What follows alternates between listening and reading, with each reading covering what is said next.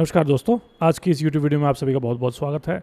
आज हम चर्चा करेंगे कि 500 कॉन्टैक्ट्स और ज़ीरो फ्रेंड्स ऐसा कैसे हो सकता है। तो आपने देखा कि आज लोगों के पास सैकड़ों और हज़ारों की संख्या में कॉन्टैक्ट्स हैं। ठीक है, कई लोग जिनसे हम रोज़ मिलते हैं, कई लोग जो हमारे अपडेट्स रोज़ चेक करते हैं और कई लोग जो हमें टाइमली बर्थडे भी विश करते हैं। और फिर भी कभी कभी एक रात ऐसी भी आएगी जब आपका वाकई में किसी से बहुत ही ज़्यादा एक डीप टॉक करने का और बहुत ही ज़्यादा अपने आप को एक्सप्रेस करने का मन करेगा।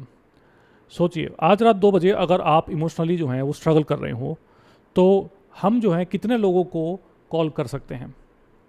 अपना फ़ोन खोजिए, कॉन्टैक्ट्स को स्क्रॉल करिए, आपको नाम पे नाम मिलेंगे, कॉन्टैक्ट्स पे कॉन्टैक्ट्स, और व्हाट्सएप ग्रुप पे इतने सारे आपको 20 या 30 जो हैं व्हाट्सएप ग्रुप्स मिल जाएंगे।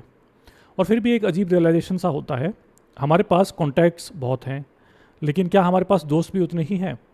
यही मॉडर्न लोनलीनेस का एक स्ट्रेंज रूप भी है। अकेले रहना लोनलीनेस नहीं है, कभी कभी लोगों के बीच रहकर भी इंसान जो है वो अकेला महसूस कर सकता है।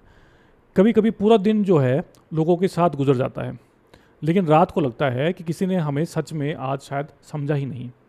और शायद इसी वजह से मॉडर्न लोनलीनेस जो है उसका मतलब लोगों की कमी नहीं है, उसका जो मतलब है वो है कॉन्टैक्ट्स की और कनेक्शन की कमी, एक रियल कनेक्शन की कमी।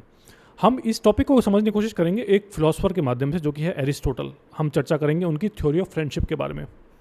तो सबसे पहले हम कोशिश करते हैं डिफरेंशिएट करने की कॉन्टैक्ट और कनेक्शन के बीच में। हम अक्सर इन दोनों को सेम समझ लेते हैं, कॉन्टैक्ट यानी कनेक्शन। लेकिन कॉन्टैक्ट और कनेक्शन तो दोस्तों अलग अलग चीज़ें हैं। कॉन्टैक्ट हमारे नाम जानते हैं, कनेक्शन हमारी कहानी। कॉन्टैक्ट जानते हैं कि हम क्या करते हैं, और कनेक्शन जानते हैं कि हम क्यों करते हैं। कनेक्शंस जो होते हैं हमारे, वो उस कहानी के पीछे की जो स्ट्रगल है उनके बारे में हम जानते हैं। कॉन्टैक्ट को हमारी सक्सेस जो है वो दिखती है, लेकिन कनेक्शन जो है हमारी अनसर्टनिटी को भी देख सकते हैं। और मॉडर्न लाइफ में प्रॉब्लम ये नहीं है कि हम दोनों लोगों से मिलते हैं, प्रॉब्लम ये है कि बहुत सी रिलेशनशिप जो हैं वो सिर्फ कॉन्टैक्ट बन के रह जाती हैं, वो कनेक्शन नहीं बन पाती, वो सरफेस लेवल पे रह जाती हैं। हम वेदर डिस्कस करते हैं कि आज मौसम गर्म है या ठंडा। हम जो है काम के बारे में डिस्कस करते हैं कि आज कम काम है या फिर आज ज़्यादा काम है। हम न्यूज़ डिस्कस करते हैं कि कांग्रेस और बीजेपी ने क्या करा क्या नहीं करा, और आज के जो रीसेंट डेवलपमेंट्स है वो क्या हो रही हैं करंट अफेयर से रिलेटेड। लेकिन जब वल्नरेबिलिटी की बात होती है तब हम वल्नरेबिलिटी कभी शो नहीं करते, तो क्लोजनेस जो है वो भी कम होने लगती है। अब हमें इससे रिलेट करना है एरिस्टोटल की थ्योरी को। तो दोस्तों, एक ग्रीक फिलोसोफर एरिस्टोटल थे, जो कि बहुत ही प्रोमिनेंट फिलोसोफर हैं पॉलिटिकल साइंस में। उन्होंने एक फ्रेंडशिप को 3 कैटेगरीज में बांटने की कोशिश करी। उन्होंने बोला कि पहली फ्रेंडशिप जो है वो है यूटिलिटी के बारे में, यानी कि हम किसी रिलेशनशिप जो है उसमें इसलिए हैं क्योंकि दोनों का कुछ ना कुछ म्यूचुअल बेनिफिट है। दूसरी जो रिलेशनशिप है, दूसरी जो फ्रेंडशिप है, वो इस टाइप की है कि वो है प्लेजर से रिलेटेड, यानी हम किसी की कंपनी में हैं क्योंकि हमें वो बंदा पसंद है। अब एरिस्टोटल के अकॉर्डिंग जो सबसे वैल्यूएबल जो फ्रेंडशिप है वो तीसरी है, जो कि है वर्च्यू फ्रेंडशिप। यानी रिलेशनशिप जो है कन्वीनियंस पर डिपेंड नहीं करती, यहाँ ट्रस्ट, रिस्पेक्ट और कैरेक्टर जो है फाउंडेशन बनती है फ्रेंडशिप की। और एरिस्टोटल का मानना था कि ऐसी फ्रेंडशिप्स बहुत रेयर होती हैं, क्योंकि उन्हें टाइम चाहिए, उन्हें ऑनेस्टी चाहिए, और उन्हें एक म्यूचुअल अंडरस्टैंडिंग चाहिए। ये चीज़ें जो हैं ये इतनी क्विकली डेवलप नहीं होती। अब कोशिश करते हैं हम डिस्कस करने की एडल्ट लाइफ जो है वो फ्रेंडशिप्स को कैसे बदल देती है। तो दोस्तों, बचपन में फ्रेंडशिप जो थी वो नेचुरल हुआ करती थी, वो रिलेटिवली ईजी हुआ करती थी।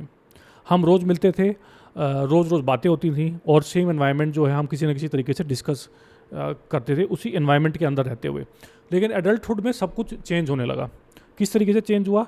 अब सिटीज़ जो है वो चेंज हो गई काम की वजह से, जॉब जो है वो चेंज होती हैं, शेड्यूल्स जो हैं वो चेंज हो जाते हैं, रिस्पॉन्सिबिलिटी जो हैं वो बढ़ जाती हैं। और फिर एक इंटरेस्टिंग चीज़ होती है, हम नोटिस करेंगे कि हम लोग जो हैं वो लोगों से दूर तो नहीं होते, लेकिन हम बस ग्रेजुअली अनअवेलेबल हो जाते हैं। हमारे पास इतना टाइम नहीं है क्योंकि हमारी प्रोडक्टिविटी जो है वो हैम्पर होने लगती है। कोई फ्रेंडशिप जो है वो, कोई भी जो फ्रेंडशिप है एक दिन में ख़त्म नहीं होती, उसे स्लोली स्लोली किल किया जाता है।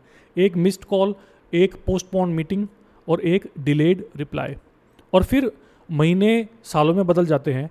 कई बार हमें लगता है कि हमारे दोस्त कम हो गए हैं, लेकिन सच में जो फैक्ट है, जो फिनोमेना जो असली में हुआ है वो है कि लाइफ की स्पीड बढ़ गई है, और रिलेशनशिप को मेंटेन करने के लिए कॉन्शियस एफर्ट जो है वो ज़्यादा लगाने पड़ रहे हैं। अब इस मुद्दे पर डिस्कस करते हैं कि इन्फॉर्मेशन तो बढ़ गई है, लेकिन इंटीमेसी उस इन्फॉर्मेशन के साथ प्रोपोर्शनेटली नहीं बढ़ पाई है, वो कम हो गई है। और आज हम एक दूसरे के बारे में पहले से ज़्यादा जानते हैं। कौन कौन सी जॉब कर रहा है, हम देख सकते हैं कि कौन कहाँ पे ट्रैवल कर रहा है, किसने जो है कोई एग्ज़ाम क्लियर कर लिया है, किसने नया घर खरीदा है।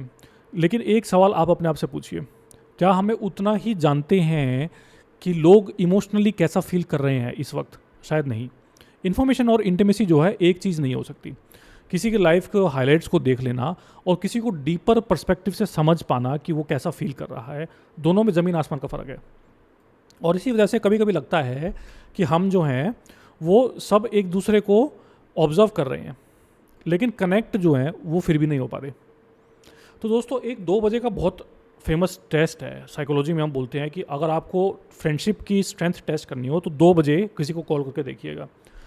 अगर वो 2 बजे आपकी कॉल उठा रहा है या कंसर्न शो कर रहा है, तो आपको पता चल जाएगा कि वो कैसा दोस्त है आपका। आपके कितने लोग होंगे जो बिना जजमेंट के आपकी बात सुनेंगे 2 बजे? शायद वही नंबर जो है वो मैटर करेगा आखिरी में। क्योंकि फ्रेंडशिप जो है दोस्तों, वो क्वांटिटी की गेम नहीं होती, वो रिलायबिलिटी की गेम होती है, एक म्यूचुअल ट्रस्ट की गेम होती है, जिसमें आप डिफ़िकल्ट मोमेंट में एक दूसरे की जब ज़रूरत पड़े तब आप अवेलेबल हो पाओ। तो हमें प्रेजेंस की ज़रूरत पड़ती है फ्रेंडशिप्स में। तो रियल फ्रेंडशिप जो है वो इतनी रेयर क्यों होती है? शायद इसलिए क्योंकि रियल फ्रेंडशिप जो है वो एफर्ट मांगती है, टाइम मांगती है, अटेंशन भी मांगती है, और सबसे इंपॉर्टेंट वल्नरेबिलिटी मांगती है। आपको वल्नरेबल होना पड़ता है, आपको एक जेन्युइन सेल्फ शो करना पड़ता है। जब तक हम सिर्फ अपना एक पॉलिश्ड वर्जन प्रेजेंट करते रहते हैं, तब तक हमारी इमेज से लोग कनेक्ट नहीं कर पाते, और जो एक कनेक्शन है ये एक कॉन्टैक्ट बन के रह जाता है। रियल फ्रेंडशिप तब शुरू होती है जब लोग जो है हमें परफेक्ट देखना छोड़ दें और हम उनके सामने परफेक्ट दिखने की कोशिश भी ना करें। उस परफेक्शन की जो रिप्लेसमेंट है वो हो जाए वल्नरेबिलिटी से और एक लेवल ऑफ ऑनेस्टी से।